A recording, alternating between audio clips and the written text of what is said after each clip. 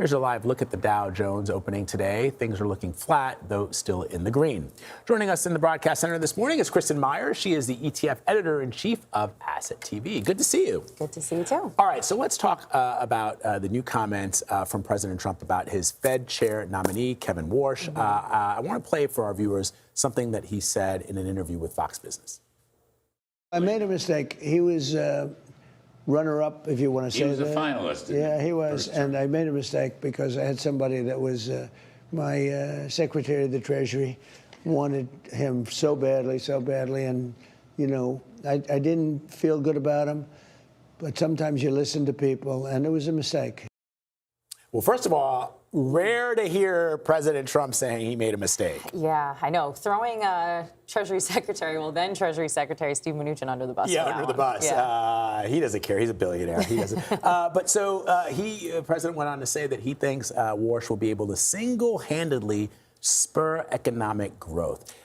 Just for our viewers to understand, Kristin, what is the role of the Federal Reserve and the Fed chair? Broadly? Okay, so the Federal Reserve has two mandates, which is maximum employment and inflation at 2%. That's the Fed's target rate. So they want as many people to have jobs as possible while still keeping inflation constrained. It's a little bit of a seesaw, a balancing act that they have to do, because for as many people to be employed, that means the economy can run hot, which means inflation can increase. Yep. So essentially, that's the Fed's job. Now, when the president says that he wants economic growth to be, by the way, in that clip, he said 15%. Just to put this in context for everyone, 4 to 7% is what we historically get. Mm-hmm. So already, this is a really tall task for Kevin Warsh to essentially single-handedly spur the U.S. Economy up to 15%.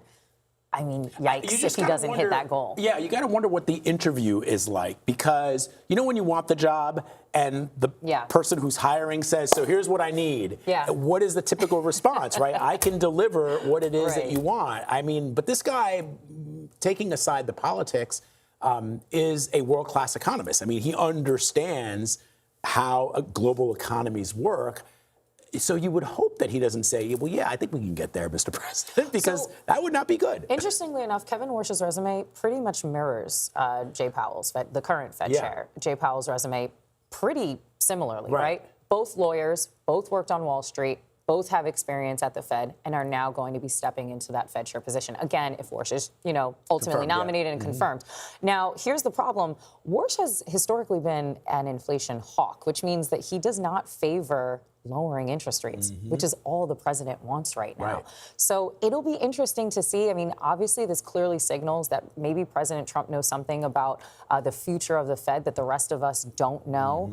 Since when Kevin Warsh was nominated, essentially investors loved the news. Wall Street loved the news. He was someone that they felt that he could trust. He was someone that they felt would retain the independence of the Federal Reserve, which is very important, you know, to markets and to the economy. But again, for President Trump to say, you know, I made a mistake, I should have nominated Kevin Warsh the first time around, he's going to single-handedly spur the U.S. economy up to 15%, says to some, maybe Kevin Warsh is going to favor this more dovish tone and lower some of those interest rates going forward. We'll be watching. All right, Kristin, always good to have you on set. Thank you very much. Appreciate it.